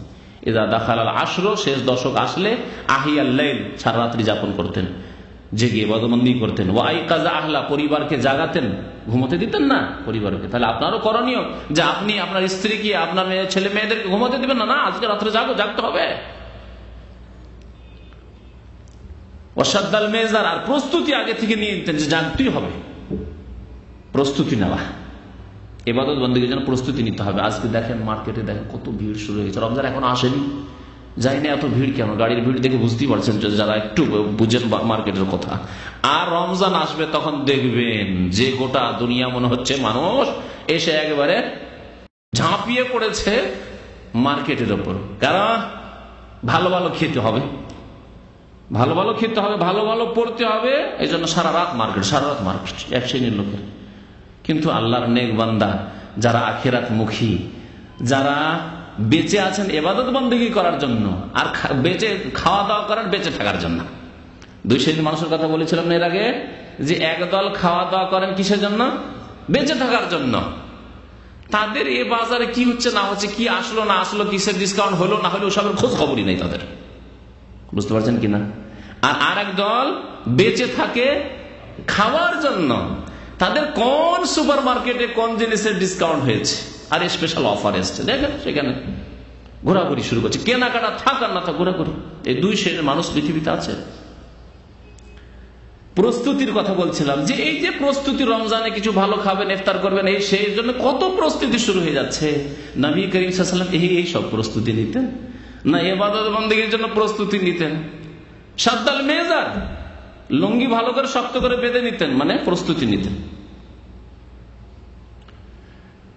এই 3টি ইবাদত বন্দেগীর কথা নবী করিম সাল্লাল্লাহু আলাইহি ওয়াসাল্লাম একটি হাদিসে বলেছেন, আর এবং তার ফজিলতের কথা। মান সামা রমাদানা ঈমানান ওয়া ইহতিসাবান গুফিরা লাহু মা তাকাদ্দামা মিন যামবিহি, যে ব্যক্তি রমজান মাসে রোজা রাখলো, সিয়াম পালন করলো, ঈমান আর আল্লাহর প্রতি বিশ্বাস রেখে, আল্লাহর প্রতি বিশ্বাস, ঈমান রেখে, মানে আমার আল্লাহ, আমার রব ফরজ করেছেন, যিনি আমার রিজিক দাতা, যিনি আমার সৃষ্টিকর্তা, যিনি আমার রব, প্রতিপালক, পালনকর্তা, তিনি আমার উপর ফরজ করেছেন। সুতরাং সবচাইতে বড় কাজ হচ্ছে আমার এই কাজটি, সর্বপ্রথম কাজ হচ্ছে আমার এই কাজটি। আপনার যদি পৃথিবীতে এমন কোন ব্যক্তি থাকে যে ব্যক্তির বড় ধরনের আপনার অবদান আছে, তার যদি আদেশ চলে আসে, আর সেই দিনে আপনার অনেক কাজ আছে, অনেক কাজ করতে হবে, তার মধ্যে একটি কাজ ওই যে ব্যক্তির বড় ইহসান, অবদান আছে, তার একটা আদেশ পালন করা। তিনি আদেশ করেছেন অমুক কাজটি আমার আজকে করে দিতে হবে। আপনি নিজের কাজগুলিকে সবগুলিকে ফেলে দিয়ে, হোক আর না হোক পরে করা যাবে, কিন্তু আমার ওপর তার বড় অবদান আছে, আমি কোথায় সৌদি আরবে বাঁচতে পারতাম, একটি পয়সা আমার পকেটে ছিল না, সেই ব্যক্তি আমাকে এত বড় ইহসান করেছে, আর তার একটি আদেশ এসেছে, আমি পালন করবো না? এইরকমের যে কোনো ইহসান হোক না কেন, কারো হয়তো হেদায়েতের ইহসান রয়েছে, যে আমি কত গুমরাহিতে ছিলাম, আর সেই লোকটির মাধ্যমে আল্লাহ আমাকে হেদায়েত করেছে, সুতরাং তার একটি আজকে আদেশ এসেছে, এই আদেশ আমি পালন করবো না। এরকমের অনেক মন মেজাজ রয়েছে। তাহলে যার আপনার ওপর ইহসান, অবদান রয়েছে, তার, অথচ সে মানুষ, আর তার যদি নাফরমানি, বিরুদ্ধাচরণ করে দেন, তো আপনার কি করবে? এখন আপনি সচ্ছল হয়ে গেছেন। যেমন আপনি কত দুর্বল ছিলেন, আমি কত দুর্বল ছিলাম এককালে, তারপরে এখন পয়সা হয়েছে, এখন যৌবন এসেছে, এখন শক্তিশালী হয়েছে, এখন গাড়ি বাড়ি নারী হয়ে গেছে, এখন আর কি পরোয়া না। আল্লাহ রাব্বুল আলামিনের ইহসান আর অসংখ্য ইহসান। ওয়াইন তাউদ্দু নি'মাতাল্লাহি লা তুহসুহা, আল্লাহর নিয়ামতকে যদি গণনা করো গণনা করতে পারবে না। তোমাকে যে মুসলমান করেছেন এই ইহসানের কি বদলা দেবে তুমি আল্লাহ রাব্বুল আলামিনকে? মুসলমান করেছেন, কেন তুমি খ্রিস্টান ঘরে পয়দা হওনি? আরেকজন খ্রিস্টান ঘরে জন্ম নিয়েছে, আল্লাহ তোমাকে মুসলিম পরিবারে জন্ম দিয়েছেন, আল্লাহ তোমাকে চক্ষু দিয়েছেন। ফাবিআইয়ি আলাই রাব্বিকুমা তুকাজ্জিবান, আল্লাহর কোন নিয়ামতে তুমি অস্বীকার করবে? কোন নিয়ামতের কথা বলবে? আজকে জোহর নামাজে এক লোককে দেখলাম এই মসজিদে নামাজ পড়লো, পুরো রান নেই, রান কাটা, একটি পানি লাফিয়ে লাফিয়ে হাঁটছে, আল্লাহু আকবার। দেখার পরে সুবহানাল্লাহ বললাম, আলহামদুলিল্লাহিল্লাযী আফানি মিম্মা ইবতালাহু বিহি ওয়া ফাদ্দালানি আলা কাসীরিন মিম্মান খালাক তাফদীল। সামান্য একটি পায়ের কথা চিন্তা করুন, যে একটি লোকের পা নেই আর আপনার আছে, না থাকলে আপনার কি অবস্থা হইতো? কতদূর হেঁটে যেতেন এভাবে লাফিয়ে লাফিয়ে? ফাবিআইয়ি আলাই রাব্বিকুমা তুকাজ্জিবান। তো সেই আল্লাহ রাব্বুল আলামিনের আদেশ রমজান মাসের রোজা, আর তার সামনে আপনার ব্যস্ততা, আমি ব্যস্ত, আমার কাজ খুব ভারী, সেই জন্য রোজা রাখা খুব মুশকিল হয়ে যাচ্ছে, কখন যে রোজার মাস শেষ হবে? এইভাবে রোজার মাসকে অভ্যর্থনা জানাবেন যে রোজার মাস আসলে মাথা ভারী হয়ে গেল, এত ঝামেলার কাজ, এত রোদ্রের কাজ, এত কষ্টের কাজ, আর এই গরমের দিনে রোজা, ই বাবরি বাপ কখন রোজা শেষ হবে যে আমি এই মুক্তি পাবো? এইরকম মন মানসিকতা নিয়ে অনেকে রোজা রাখে। রোজা হয়তো রাখে কিন্তু মন ভারী করে, মন বেজার, বুঝছেন না? মন বেজার হওয়া সুখী নয়, মনে হচ্ছে রোজার মাস শেষে। আল্লাহু আকবার। আপনার যে সবচেয়ে বড় মুহসিন, যিনি আপনার পৃথিবীতে অস্তিত্ব দান করেছেন, লাম ইয়াকুন শাইয়্যাম মাযকুর, হাল আতা আলাল ইনসানি হিনুম মিনাদ দাহর লাম ইয়াকুন শাইয়্যাম মাযকুর। এমন দিন কি ছিল না যেই দিন তুমি কোনো ব্যক্তি ছিলে না, তোমার কোনো ওজুদ ছিল না, অস্তিত্ব ছিল না, তা কি ছিলে না তুমি? আল্লাহ তো তোমাকে সাপ ব্যাং করে তৈরি করেনি, তোমাকে তো পায়খানার পোকা করে তৈরি করেনি, তোমাকে আশরাফুল মাখলুকাত মানুষ লাকাদ খালাকনাল ইনসানা ফি আহসানি তাকওয়িম আল্লাহ করেছেন। সুতরাং আল্লাহর ইহসানকে ভুলে গেলে হবে না। সবচেয়ে বড় কাজ হচ্ছে আল্লাহ রাব্বুল আলামিনের আদেশ পালন। ঈমান রেখে যে আল্লাহ ফরজ করেছেন, এবং আল্লাহর ফরজ হচ্ছে সবচেয়ে বড় ফরজ আমার জীবনে, এবং আমার সবচেয়ে বড় কামিয়াবি যে আমি এই কাজটি করেছি, আল্লাহর আদেশ পালন করেছি। এই জন্য দিনদার ধার্মিক মানুষের একদিন যদি জামাত ছুটে যায়, ফজর বা আসর কোন জামাত যদি ছুটে যায়, তো তার সারাদিন আফসোসের শেষ নেই। বরং সালাফে সালেহিনরা সারাদিন কান্নাকাটি করতেন আর বলতেন যে হায় আমার ছেলে মারা গেছে, কত লোক আমাকে সান্ত্বনা দিতে এসছে। সালাফে সালেহিনের জীবনে এরকম বেশ কিছু ঘটনা রয়েছে সাহাবায়ে কেরাম তাবেঈনদের যুগে, যে ছেলে মারা গেছে বা মেয়ে মারা গেছে, কত লোক তাকে সান্ত্বনা দিতে এসছে, যে ধৈর্য ধারণ করুন ইত্যাদি ইত্যাদি, যে সান্ত্বনা যে দেয়, তাজিয়ত করে মানুষ। আর আমার ফজর নামাজ একদিন ছুটেছে, আর একটি লোক আমাকে তাজিয়ত করতে আসলো না, কেউ সান্ত্বনা দিতে আসলো। আল্লাহু আকবার। এ হচ্ছে ঈমান। তা রমজান মাসের রোজা আল্লাহর প্রতি ঈমান রেখে, এবং ঈমান রাখতে হবে যে আল্লাহ রাব্বুল আলামিন এর প্রতিদান রেখেছেন, আল্লাহ সন্তুষ্টি এর মাধ্যমে হাসিল হবে, এছাড়া আল্লাহ সন্তুষ্টির উপায় নেই। আর আল্লাহ সন্তুষ্টি রেজামন্দি যদি হাসিল না হয়, তাহলে আল্লাহর জান্নাত হাসিল করা যাবে না। শুধু আশা আকাঙ্ক্ষা দিয়ে জান্নাত হাসিল করা যায় না, জন্মগত ইসলাম দিয়ে জান্নাত হাসিল করা যায় না, ঈমান এবং সৎ আমলের মাধ্যমে জান্নাত হাসিল করতে হবে। ওয়াহতিসাবান, এবং নেকির উদ্দেশ্যে। দুইটি কথা নবী সাল্লাল্লাহু আলাইহি ওয়াসাল্লাম বলেছেন, ঈমান রেখে এবং নেকির আশা আকাঙ্ক্ষা নিয়ে কি করতে হবে? রোজা রাখতে হবে। তাহলে ফল কি? গফিরা লাহু, তার আল্লাহ গুনাহ মাফ করে দেবেন, মা তাকাদ্দামা মিন যামবিহি, অতীতের যা হয়েছে গুনাহ আল্লাহ রাব্বুল আলামিন তার অতীতের গুনাহ মাফ করে দেবেন। এই সম্পর্কে কি জানা আছে? অতীতের সব গুনাহ মাফ, না কিছু মাফ কিছু মাফ নয়? হ্যাঁ জি, ছোট গুনাহ মাফ হয়ে যাবে। সিয়াম পালনের মাধ্যমে ঈমান রেখে নেকির আশায় যদি কেউ রোজা পালন করে, রোজা করে, তাহলে ছোট গুনাহ মাফ হয়ে যাবে। বড় গুনাহ সম্পর্কে আশা রাখা যায়, ওলামারা বলেছেন আশা রাখা যায় যে তাও মাফ হবে, কিন্তু তার সাথে সাথে তওবাও করতে হবে, কারণ তওবার কথা বলা হয়েছে কোরআনে কারিমে বহুবার। আর কাবিরা গুনাহের ক্ষেত্রে আহলে সুন্নাত ওয়াল জামাত এই ক্ষেত্রে একমত সবাই যে তওবার শর্ত রয়েছে, তবে আল্লাহ ইচ্ছা করলে মাফ করতে। কোনো মানুষের সৎ আমল দেখে তওবা না করেও মাফ করতে পারেন, কিন্তু তওবার শর্ত আছে। আপনি গুনাহ করেছেন, আর প্রত্যেক মানুষ গুনাহগার। হয়তো আপনার টের নেই, যে আপনি জানেন না যে আপনার কাবিরা গুনাহ হয়েছে, কিন্তু হয়েছে। অনেক জীবনে এরকম আজকালকার গীবতের গুনাহ, চুগলখড়ির গুনাহগুলি, যেগুলি পরনিন্দার গুনাহ, অনেক সময় আপনি চিন্তাই করেন না যে গুনাহ করলাম। একটি লোককে আক্রোশ করে একটি কথা বলেই দিলেন, অকথ্য ভাষা বলেই দিলেন, কাকে মুনাফিক বলে দিলেন, কাকে বেঈমান বলে দিলেন, আর ভাবলেন না যে কাবিরা গুনাহ করলাম। মিথ্যা কথা বলে দিলেন, খেয়ালই করলেন না যে আমি মিথ্যা কথা বলেছি, কিন্তু আমল নামে লেখা হয়ে গেছে। তো এইরকম কত গুনাহ আপনার অচেতন অবস্থায় হয়ে যাচ্ছে বা আপনার অবহেলায় হয়ে যাচ্ছে।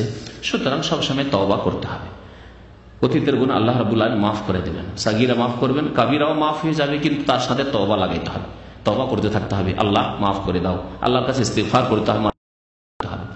ওমান কামা রমাদান ঈমানান ওয়া ইহতিসাবান, দ্বিতীয় আমলের কথা, যে ব্যক্তি রমজান মাসের কিয়াম করবে, এখানে কামা রমজান বলেছেন, অর্থাৎ রমজান মাসে কিয়াম করবে।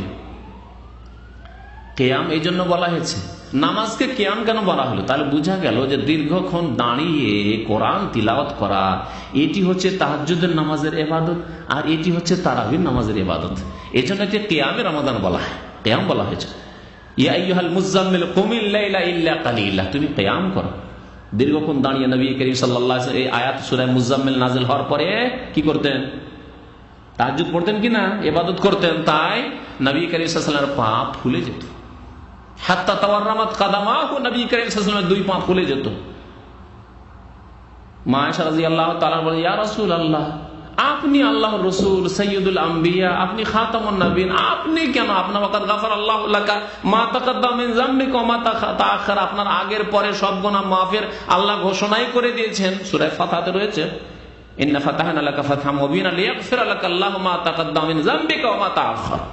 তোমাকে আল্লাহ সুস্পষ্ট বিজয় হে নবী দান করেছেন, যাতে করে তোমার আগের পরে সব গুনাহ মাফ করে দেওয়া হয়।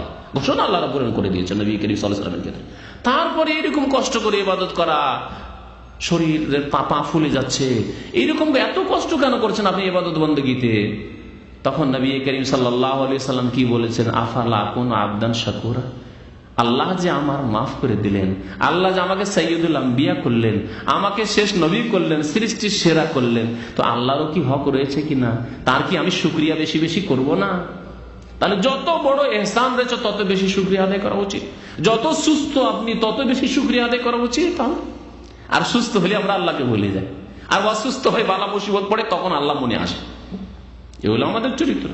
নবী করিম সাল্লাল্লাহু আলাইহি ওয়াসাল্লাম বলছেন, না, আমি আল্লাহর উপরে আমার উপর বড় ইহসান করে, সুতরাং ইবাদতও বড় হইতে হবে আমার, শুকরিয়াও বড় হইতে হবে আমার। যারা আল্লাহর প্রতি ঈমান রেখে এবং নেকির উদ্দেশ্যে রমজানের কিয়াম করলো, অর্থাৎ তারাবিহ পড়লো, গফিরা লাহু মা তাকাদ্দামা মিন যামবি, তারও অতীতের গুনাহ মাফ। ওমান কামা লাইলাতুল কদরে ঈমানান ওয়া ইহতিসাবান গফিরা লাহু মা তাকাদ্দামা মিন যামবিহি, আর যে ব্যক্তি লাইলাতুল কদরের কি করলো, রাত্রি যাপন করলো, কিয়াম করলো, সারা রাত ইবাদত বন্দেগী করলো। বিভিন্ন রকমের ইবাদত করেন আপনি, এক রকমের করতে পারবেন না, এক রকমের করতে আপনাকে হয়তো গাফিলতি চলে আসতে পারে। গফিরা লাহু মা তাকাদ্দামা মিন যামবিহি, তাহলে অতীতের গুনাহ মাফ। এই তিনটি ইবাদতের কথা বললাম। চতুর্থ ইবাদত বলেন? জি, রমজান মাসের চতুর্থ ইবাদত, রমজান মাসের ইবাদত, খাস ইবাদত চাইছি, পরে ওগুলো বলবেন। রমজান মাসে সে ইবাদত হয় ইতিকাফ। ইতিকাফ, ইতিকাফ সুন্নাত নবী করিম সাল্লাল্লাহু আলাইহি ওয়াসাল্লামের রমজান মাসে। তবে রমজান ছাড়া অন্য মাসে যদি কেউ করে তাহলে করতে পারে, কিন্তু নবী করিম সাল্লাল্লাহু আলাইহি ওয়াসাল্লাম রমজান মাসের শেষ 10 দিনে ইতিকাফ করেছেন সারা জীবন ধরে, যখন থেকে ইতিকাফ শুরু করেছেন বা ইতিকাফের বিধান এসেছে। কোরআনে আল্লাহ রাব্বুল আলামিন ইতিকাফের কথা উল্লেখ করেছেন এই রোজা প্রসঙ্গে যে আয়াত রয়েছে সেই আয়াতগুলিতে, ওয়ালা তুবাশিরুহুন্না ওয়া আনতুম আকিফুনা ফিল মাসাজিদ, যখন তোমরা ইতিকাফ অবস্থায় মসজিদে থাকবে তখন তোমরা নারীদেরকে স্পর্শ করবে না। এই বিধান আল্লাহ রাব্বুল উল্লেখ করেছেন। তাহলে ইতিকাফ একটি বড় ইবাদত। ইসলামে বৈরাগ্যবাদ নেই, রুহবানিয়াত নেই, সংসার ত্যাগ হওয়ার নেই, ইসলামে জায়েজ নেই। কেউ সংসার ত্যাগ করবে, বিবাহ শাদী করবে না, বিবাহ শাদী করেছে কিন্তু তারপরে না আমি আর দেখা দেখি করবো না, যাই আমি গিয়ে একটা ঘর তৈরি করেছি সেখানে সবসময় ইবাদত বন্দেগী করবো। খানকা, খানকা বুঝেন কি? আমাদের দেশে অনেক খানকা আছে, কিন্তু এই যে খানকাহিয়াত এটিকে বলা হয় উর্দু ভাষা, ইসলামে খানকা নেই। লা রুহবানিয়াত ফিল ইসলাম, নবী করিম সাল্লাল্লাহু আলাইহি ওয়াসাল্লাম বলেছেন ইসলামে রুহবানিয়াত বৈরাগ্যবাদ নেই। সন্ন্যাসী সেজে যাওয়া, বনে জঙ্গলে ইবাদত বন্দেগী করা, ইহুদি খ্রিস্টানদের মতো বা হিন্দুদের মতো, এসব নেই। তবে 10 দিন আছে বছরে মাত্র, 10 দিন নবী করিম সাল্লাল্লাহু আলাইহি সাল্লাম আমাদের জন্য রেখে গেছেন। 10 দিন তুমি সংসার ত্যাগ করে দাও, কাজকর্ম ত্যাগ করে দাও, দুনিয়ার সাথে সম্পর্ক ছেদ করো, আর একমাত্র আল্লাহ রাব্বুল আলামিনের সাথে সম্পর্ক রাখো। এই 10টি দিন আল্লাহ আমাদেরকে সুযোগ দিয়েছে ইতিকাফ, মসজিদে অবস্থান করা। আর রমজান মাসের ইবাদত, খাস ইবাদত, জি রমজান মাসের ওমরা যদি অন্য মাসে আছে, কিন্তু রমজান মাসের ওমরার স্পেশাল ফজিলত রয়েছে। প্রিয় নবী মুহাম্মদ রাসূলুল্লাহ সাল্লাল্লাহু আলাইহি ওয়াসাল্লাম ইরশাদ করেছেন, উমরাতুন ফি রমাদান তা'দিলু হাজ্জাতান। রমজান মাসের একটি উমরা, হ্যাঁ, কত? হজের সমান। আর একটি রিওয়ায়াতে হাদিসে রয়েছে, আও কালা হাজ্জাতান মাই, আমার সাথে হজ করার সমান। সওয়াবের দিক দিয়ে, নেকির দিক দিয়ে, ফরজ আদায় হওয়ার দিক দিয়ে নয়। কথাটি মনে রাখবেন। কারণ ছোট হজ করা আমাদের দেশীয় প্রথায় অনেকে এখানে আছেন যে হুজুর ছোট হজ করেছে, আর সারা জীবন ওই উমরা দিয়ে একটি করে টুরে দেশে চলে গেল, হজ করলো না বলে ছোট হজ করেছি। ছোট হজ ইসলামে নেই। যেমন ছোট হজও নেই, বড় হজও নেই। বড় হজ নেই মানে কি জানেন? একটা আমাদের হজ্জে আকবরীর কথা, একটা বিদাতি কথা আছে যে শুক্রবারে যদি আরাফার দিন হয়ে যায় তাহলে হজ্জে আকবরী হয়ে গেল। আর হজ্জে আকবরী হয়ে গেলে নাকি 70 গুণ বেশি নেকি হলো, মানে এক হজ করে 70 হজের নেকি। আর সৌদি সরকার সম্পর্কে বিদাতিরা বলে যে আরে যখন আগে পরে হয়ে যায়, জুমার দিনটা হয়তো 8 তারিখ হয়ে গেল, বা জুমার দিনটা হয়তো 10 তারিখ হয়ে গেল, 9 তারিখ হলো না, জানো এরা চালাকি করে হজ্জে আকবরী হইতে দেয়নি। কারণ হজ্জে আকবরী হইলে নাকি সৌদি আরবের খুব খরচ আছে। আরে বাবা, কি খরচ আছে দেখাও তো। বিদাতি যে কত নির্বোধ হয়, আমি এই কথাটি মাঝে মাঝে বলি যে বিদাতির আকল থাকে না, বিবেকহীন। যারা শিরক করে আর বিদাত করে তাদের কিন্তু আকল থাকে না, জ্ঞান বুদ্ধি নেই। আপনার শুক্রবারে আরাফা হলে সৌদি আরবের সরকারের খরচই বা কি আছে যে এরকম কথা বিদাতিরা বলে? শুনেছেন কোনদিন এরকম কথা? শুনেছি। ভারত, বাংলাদেশ, পাকিস্তানের বহু বিদাতির কাছে শুনেছি। আমার সামনে এসে বলছে একবার এই ছিল যে এই শুক্রবারে হতে দিল না, এই শুক্রবারে আরাফাটা হতে দিল না, হজ্জে আকবরীটা হতে দিল না আমাদের। বুঝতে পেরেছেন? এইরকম বিদাতিদের, নির্বোধদের মতো কথাবার্তা বিদাতিদের দ্বারাই হতে পারে, এমন কোন ফজিলত নেই। তবে নবী করিম সাল্লাল্লাহু আলাইহি ওয়াসাল্লাম যেই বছরে হাজ্জাতুল ওয়াদা বিদায় হজ করেছিলেন সেই বছরে আরাফার দিনটি জুমার দিন ছিল, ব্যাস এতটুকু, আর কিছু না। এর কমও না, এর বেশিও নয়। তো রমজান মাসে ওমরা করবেন, কিন্তু ওমরা একটি ওমরা এক সফরে। আর যদি বেশি ওমরা করতে হয় তো তাইফ চলে আসেন, মদিনা চলে যান, দিয়ে আবার মিকাত থেকে ওমরা করেন। কিন্তু মসজিদ আয়েশা, মসজিদ তামিমে যাবেন, 2 রিয়ালে, আবার 2 রিয়ালে আসবেন, আর দিনে 2-4-5টি করে ওমরা করবেন। এই ওমরা না রমজানের বাইরে আছে না রমজান আছে, এরকম করে জীবনকে কষ্ট দেবেন না। কষ্টও দেবেন আর ফলও হবে না, কিছু নেকিও হবে না, এরকম কাজ করবেন না। নবী করিম সাল্লাল্লাহু আলাইহি ওয়াসাল্লাম 4 সফরে মাত্র 4টি ওমরা করেছেন। সুতরাং লাকাদ কানা লাকুম ফি রাসূলিল্লাহি উসওয়াতুন হাসানাহ। আল্লাহ রাসূল সাল্লাল্লাহু আলাইহি ওয়াসাল্লাম এই পদগুলি জানতেন না যে দামামের লোকেরা এক যুগে 80 টাকায় যাবে আর 8টি উমরা করবে? এটি জানতেন না তো? আমিও করি। রাসূলুল্লাহ সাল্লাল্লাহু আলাইহি ওয়াসাল্লাম এই রাস্তাটি কেন করেননি? তিনি ধরেননি কেন এই রাস্তা? তাহলে ইসলামে থাকলে অবশ্যই নবী করিম সাল্লাল্লাহু আলাইহি ওয়াসাল্লাম এই তরিকা ধরতেন। সুতরাং এই তরিকা বাদ দিতে হবে। কতটি হলো ইবাদত? 5টি হয়েছে।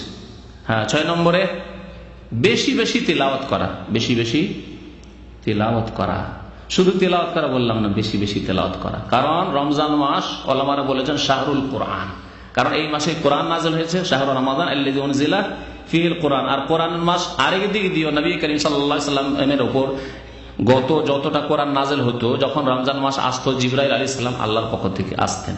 আর আসার পরে গোটা রমজান নবী করিম সাল্লাল্লাহু আলাইহি ওয়াসাল্লামের কাছে রাত্রে এসে বসতেন আর কোরআন রিভাইজ করাইতেন, দৌড় করাইতেন। কোরআন আমাদের দেশীয় হেফজখানার ভাষায় দৌড় করা, আর এখানে আরবি ভাষায় মুরাজা করা বলা হয়। মুরাজা মানে রিভাইজ করা, যতটুকু মুখস্থ হয়েছে হাফেজের ততটাকে দোহরানো, এই কাজটি করাইতেন। আর শেষ বছরে, যেই বছরে নবী করিম সাল্লাল্লাহু আলাইহি ওয়াসাল্লামের ইন্তেকাল হয়ে যায়, রবিউল আউয়াল মাসে ইন্তেকাল হয়ে গেল, তার আগের রমজানে আরাজাল কোরআন মাররাতাইন, নবী করিম সাল্লাল্লাহু আলাইহি ওয়াসাল্লাম 2 বার করে জিবরাইল আলাইহিস সালামকে কোরআন শুনিয়েছেন। নবী করিম সাল্লাল্লাহু আলাইহি ওয়াসাল্লাম কোন সাহাবীকে কোরআন শোনাননি, কারণ সাহাবী কোরআন শুনলে নবী সাল্লাল্লাহু আলাইহি ওয়াসাল্লামের যদি কোনো জায়গায় যদি একটু হেরফের হয় তো ধরার কিছু আছে বলে এটি ঠিক, কারণ রাসূলুল্লাহ সাল্লাল্লাহু আলাইহি ওয়াসাল্লাম তেলাওয়াত করছেন। সেই জন্য আল্লাহ রাব্বুল আলামিন জিবরাইলকে পাঠিয়েছেন, যার মাধ্যমে কোরআন নাযিল হয়েছে, তিনি শুনবেন রাসূলুল্লাহ সাল্লাল্লাহু আলাইহি ওয়াসাল্লামের কোরআন। জি, দুইবার করে কোরআন খতম করেছেন নবী করিম সাল্লাল্লাহু আলাইহি ওয়াসাল্লাম শুনিয়ে জিবরিল আলাইহিস সালামকে। আর কোরআন তেলাওয়াত করতেন নবী করিম সাল্লাল্লাহু আলাইহি ওয়াসাল্লাম ইয়াকরা আয়াতান হাদিস রয়েছে, এক একটি আয়াত পড়তেন আবার স্টপ করে দিতেন। আলহামদুলিল্লাহি রাব্বিল আলামিন আর রহমানির রহিম মালিকি ইয়াউমিদ্দিন, এইভাবে তেলাওয়াত করতেন। আমাদের দেশীয় তেলাওয়াত, এই তেলাওয়াত আল্লাহু আকবার, কি যে হবে এর পরিণাম আল্লাহ ভালো জানেন। কোরআনের সাথে যে কত বেয়াদবি, যে কোরআনকে এমন ভাবে পড়া হচ্ছে যে অর্ধেক ভিতরে থেকে গেল, অর্ধেক বাইরে হলো, স্পষ্ট কিছুই বোঝা গেল না, না পড়ানেওয়ালা বুঝলো না শ্রোতারাই বুঝলো। বেশি বেশি কোরআন তেলাওয়াত করতে হবে। আর ইবাদত রমজান মাসের বেশি বেশি সাদকা করা, বেশি বেশি সাদকা খায়রাত করা। নবী করিম সাল্লাল্লাহু আলাইহি ওয়াসাল্লাম সম্পর্কে হাদিস রয়েছে, কানা রাসূলুল্লাহ আজওয়াদান নাস, নবী করিম সাল্লাল্লাহু আলাইহি ওয়াসাল্লাম সবচেয়ে বড় দাতা ছিলেন। ওয়া কানা আজওয়াদা মা ইয়াকুনু ফি রমজান, বুখারী শরীফের হাদিস। আর রমজান মাসে আরো বেশি তিনি দাতা এবং সাকি হয়ে যেতেন। হিনা ইয়ালকাহু জিবরিল, যখন জিবরিল আলাইহিস সালাম সাক্ষাৎ করতেন।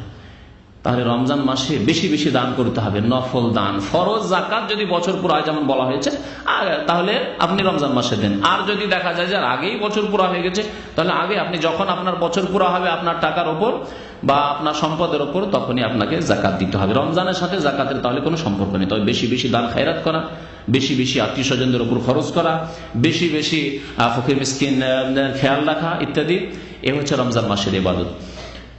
আর জি রমজান মাসের আর ইবাদত, জি সেহরি খাওয়া তো নিজের কাজ, নিজের। জি সেহরি খাওয়া ইবাদত নাই। সেহরি খাওয়া অবশ্যই বরকতের কাজ, কিন্তু সেহরি খাওয়াকে ইবাদত বলা যাবে না, এটা নেকির কাজ অবশ্যই। হ্যাঁ, আর ইফতার করানো, অন্যকে ইফতার করানো, ওই রকম তো তার নিজে ইফতার করে, সেটাও তো একটা নেকির কাজ। ইফতার করা, অন্যদেরকে ইফতার দান করা, এর ফজিলত কি? নবী করিম সাল্লাল্লাহু আলাইহি ওয়াসাল্লাম বলেছেন, মান ফাত্তারা সাইমান ফালাহু মিসলু আজরি সাইম। যে ব্যক্তি অন্যদেরকে রোজা ইফতার করাবে, শুধু ফকির মিসকিনকে নয়, সচ্ছল ব্যক্তিকে, পয়সাওয়ালাকেও যে ইফতার করাবে, মুমিন মুসলিম হইতে হবে, নামাজি হবে, ভালো মানুষকে ইফতার করাতে যথাসাধ্য ভালো মানুষকে ইফতার করাতে হবে, তাহলে ফালাহু মিসলু আজরি সাইম, রোজাদারের যে নেকি সেই পরিমাণ আল্লাহ রাব্বুল আলামিন নিজের রহমত থেকে, অনুগ্রহ থেকে নেকি দেবেন। লা ইয়ানকুসু মিন আজরি সাইম শাইআন, রোজাদারের কোন নেকিতে ঘাটতি করানো হবে না। জি, কয়টি ইবাদত হলো? জি, আর কিছু? হ্যাঁ, আর কোন ইবাদত আছে কিনা? রমজান মাসে রোজার অবস্থায়, আর বিশেষ করে রোজা ইফতারির পূর্বে, ইফতারির পূর্ব মুহূর্তে দোয়া করা, আর আল্লাহকে বেশি বেশি স্মরণ করা, আল্লাহর জিকির আজকার করা। জিকির আজকার যেগুলো সুন্নতি জিকির আজকার রয়েছে, সুবহানাল্লাহ, আলহামদুলিল্লাহ, ওয়া লা ইলাহা ইল্লাল্লাহ, লা হাওলা ওয়া লা কুওয়াতা ইল্লা বিল্লাহ, আল্লাহু আকবার, সুবহানাল্লাহি ওয়া বিহামদিহি, সুবহানাল্লাহিল আযীম, যতগুলি হাদিসে জিকির আজকার রয়েছে, সকালের দোয়া, সন্ধ্যার দোয়া, নামাজের পরের যে যতগুলি দোয়া রয়েছে ইত্যাদি, এগুলির খেয়াল রাখা। দৈনন্দিন জীবনে যেসব দোয়া, বাড়ি থেকে বের হওয়ার দোয়া, বাড়িতে ঢোকার দোয়া, গাড়িতে চাপার দোয়া, এগুলো তো সবসময় পড়তে হবে, কিন্তু বেশি বেশি ইহতিমাম করা আর দোয়া করা। জীবনে যা চাইতে হবে দুনিয়া এবং আখিরাতের কল্যাণ, তা চাওয়া এই রমজান মাসে, কারণ রোজার অবস্থায় দোয়া কবুল হওয়ার বেশি আশা রয়েছে। দুটি হাদিস এই ক্ষেত্রে প্রমাণ করে। দাওয়াতুস সায়েমে লা তুরাদ, রোজাদারের দোয়া খণ্ডন হয় না। তাহলে সারাদিন যে কোনো সময় রোজাদার যদি দোয়া করে তা খণ্ডন হয় না। আর বিশেষ করে হিনা ইফতার, আরেক হাদিস রয়েছে, ইফতারের পূর্ব মুহূর্তে কেউ যদি দোয়া করে, এই সময়টি গল্প না করে আর খাওয়া দাওয়া পাকশাকে এত ব্যস্ত না থেকে অল্প কিছু নিয়ে, বা যেখানে আলহামদুলিল্লাহ ইফতার ক্যাম্প রয়েছে সেখানে বসেন, দিনের কথাও শুনেন আর মনে মনে দোয়া করতে থাকেন, আর কানকে সজাগ রেখে দিনের কথাও যদি হয়, আলোচনা হয়, তাও শুনতে থাকেন। আলহামদুলিল্লাহ, আপনি সব রকমের খায়ের পেয়ে গেলেন। আপনি এত ব্যস্ত না থেকে পাকশাকে আর খাওয়া দাওয়া নিয়ে আর পার্টি করা নিয়ে আর বন্ধু বান্ধব নিয়ে এসব দুনিয়াদারি না করে আপনি দিন কিছু করেন, দোয়া করেন। এ হচ্ছে দোয়া ইবাদত রমজান মাসে। 10 নম্বরের ইবাদত হচ্ছে তওবা এবং ইস্তিগফার। যা জীবনে ভুল হয়েছে ইউটার্ন করেন, ফিরে আসেন, ফিরে আসেন আল্লাহ রাব্বুল আলামিনের দিকে, ফিরে আসেন জান্নাতের পথে, এবং আল্লাহর কাছে বেশি বেশি ইস্তিগফার করেন। নবী করিম সাল্লাল্লাহু আলাইহি ওয়াসাল্লাম দিনে কতবার ইস্তিগফার করতেন? 100 বার করে ইস্তিগফার করতেন। আর আরেকজন সাহাবী উল্লেখ করেছেন যে একই মজলিসে কিছুক্ষণ বসে আছেন নবী করিম সাল্লাল্লাহু আলাইহি ওয়াসাল্লাম, ফিল মাজলিসিল ওয়াহিদ কুন্না নাসমা, আমরা শুনতাম নবী করিম সাল্লাল্লাহু আলাইহি ওয়াসাল্লাম থেকে বারবার করে তিনি বলতে থাকেন আস্তাগফিরুল্লাহ ওয়া আতুবু ইলাইহি। মজলিসে বসে আছেন, গল্প চলছে বা কোনো কথাবার্তা হচ্ছে, তার মধ্যেই মাঝে মাঝে একবার করে বলতেন আস্তাগফিরুল্লাহ ওয়া আতুবু ইলাইহি, আস্তাগফিরুল্লাহ ওয়া আতুবু ইলাইহি। আপনার নিয়তটা খালেস থাকতে হবে, রিয়াকারি করিয়েন না, লোক দেখানো করিয়েন না যে লোকে খুশি হবে আমার ইস্তিগফার শুনে, এরকম না। কিন্তু আল্লাহ সন্তুষ্টের জন্য আপনি করছেন, মসজিদে এসে বসে আছেন, আপনি আওয়াজ উঁচা করেও বলেন, কারণ সাহাবারা যখন শুনতেন নবী করিম সাল্লাল্লাহু আলাইহি ওয়াসাল্লাম থেকে, তাহলে বোঝা গেল যে মাঝে মাঝে আওয়াজ উঁচা করেও তওবা ইস্তিগফার করা ভালো। আস্তাগফিরুল্লাহ ওয়া আতুবু ইলাইহি। নবী করিম সাল্লাল্লাহু আলাইহি ওয়াসাল্লাম আরেকটি ইস্তিগফার পড়তেন, আস্তাগফিরুল্লাহ আল্লাযী লা ইলাহা ইল্লা হুয়াল হাইয়ুল কাইয়্যুম ওয়া আতুবু ইলাইহি। আল হাইয়ুল কাইয়্যুমের সিফাতের সাথে যেগুলোকে ইসমে আযম বলা হয়েছে নবী করিম সাল্লাল্লাহু আলাইহি ওয়াসাল্লাম কিছু হাদিসে। তো এই সব দোয়াগুলি বাকি আমাদের দেশে আস্তাগফিরুল্লাহ রাব্বি মিন কুল্লি যামবিন ওয়া আতুবু ইলাইহি যে পড়া হয়, সেটি আলেমদের কোনো হাদিসে পাওয়া যায় না। তবে যদি সেইভাবে কেউ যদি তওবা করে অসুবিধা নেই, আপনি নিজের ভাষায় যখন আল্লাহ আমাকে মাফ করে দাও বলতে পারেন, তার আরবিতেও যদি বানিয়েই বলেন তো কোনো অসুবিধা নেই ইনশাআল্লাহ।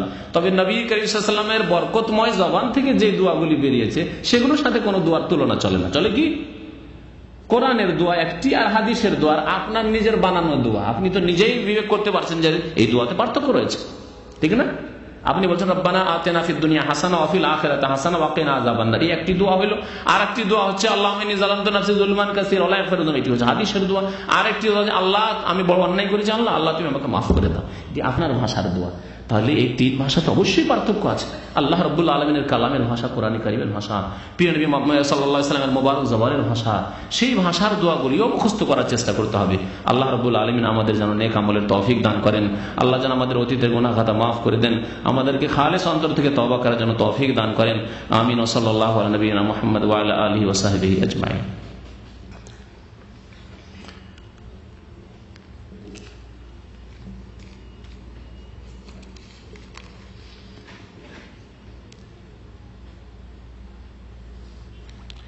নামাজে সেজদায় গেলে আগে হাত রাখবো না আগে হাঁটু রাখবো, যেটা আপনার সুবিধা ওইটাই রাখেন।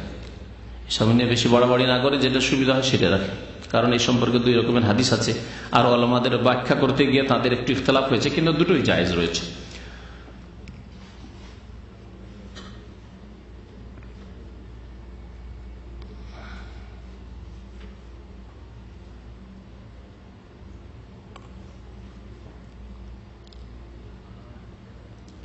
এক ভাই লিখেছেন যে কোন ইমাম নামাজের অবস্থায় আছে কিন্তু কাপড় টাকনোর নিচে আছে,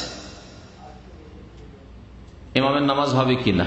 কাপড় টাকনোর নিচে আছে সে গুনাহগার। টাকনার নিচে যদি কাপড় যায়, সে ইমাম হোক আর মুক্তাদি হোক আর যে কোনো মানুষ হোক, রাজা হোক আর প্রজা হোক, সে গুনাহগার এবং এটি কাবিরা গুনার অন্তর্ভুক্ত, কারণ জাহান্নামের শাস্তির কথা বলা হয়েছে। আর ওলামারা বলেছেন যেই গুনার কারণে জাহান্নামের শাস্তির কথা বলা হয়েছে সেটি সাগীরা কখনো নয়, সেটি কাবিরা গুনাহ। সুতরাং তাকে সতর্ক করা উচিত আপনার, এবং তার সতর্ক হওয়া উচিত, ভালোভাবে তাকে নসিহত করেন। বাকি এইরকম ইমামের পেছনে নামাজ হবে যদি নামাজ শুরু করে দিয়ে থাকে অথবা অন্যের পক্ষ থেকে নিযুক্ত থাকে, আপনি সেখানে নামাজ পড়ে ফাসেকের পিছনে নামাজ হবে, যে কোনো ফাসেক গুনাহগারের পিছনে নামাজ হবে। কাবিরা গুনাহও যদি করে কোনো মুসলিম আর নামাজ পড়ছে, নামাজ শুরু হয়েছে, তাহলে বিচ্ছিন্নভাবে আলাদা আবার নামাজ শুরু করা কোনো মতে জায়েজ নয়, বরং সেই ফাসেক ইমামের পিছনে নামাজ হবে। তবে ইমাম যখন নির্বাচনের ব্যাপার প্রশ্ন আসবে, না ভালো দেখে নির্বাচন করতে হবে। ধরেন গ্রামের লোক মিলে আপনারা এখন ইমাম নির্বাচন করছেন, আর দেখছেন এই লোকটি টাকনার নিচে কাপড় নিয়ে এসছে, ইমামের কি নিয়ে আশা, ইমামতির আশা নিয়ে যে ইমাম হবে, আপনার চাকরির জন্য এসেছে, অথবা সে ফ্রি ইমামতির সার্ভিস দেবে, কিন্তু সে টাকনার নিচে কাপড় রাখে, তাহলে তাকে অবশ্যই আপনারা মনোনয়ন করবেন না, তাকে আমরা অবশ্যই চয়েস করবেন না। এই ক্ষেত্রে গুনাহগার হইতে হবে যদি কোনো ফাসেক লোককে কেউ ইমাম চয়েস করে। বাকি আমাদের উপর চাপিয়ে দেওয়া হয়েছে, ক্যাম্প বসের পক্ষ থেকে, ক্যাম্পে আছেন আপনি, অথবা সরকারের পক্ষ থেকে, অথবা কোনো গ্রামের পক্ষ থেকে, আর আপনি সেই গ্রামে আপনার কথা চলবে না, আপনার পরামর্শ ছাড়া তার বেশি আপনি কিছু বলতে পারবেন না হয়তো, সুতরাং সেখানে নামাজ পড়তে হবে নাকি, যে কোনো ফাসেকের পেছনে নামাজ হবে। জি, ও সাল্লাল্লাহু আলা নবিয়িনা মুহাম্মদ ওয়া আলা আলিহি ওয়া সাহবিহি।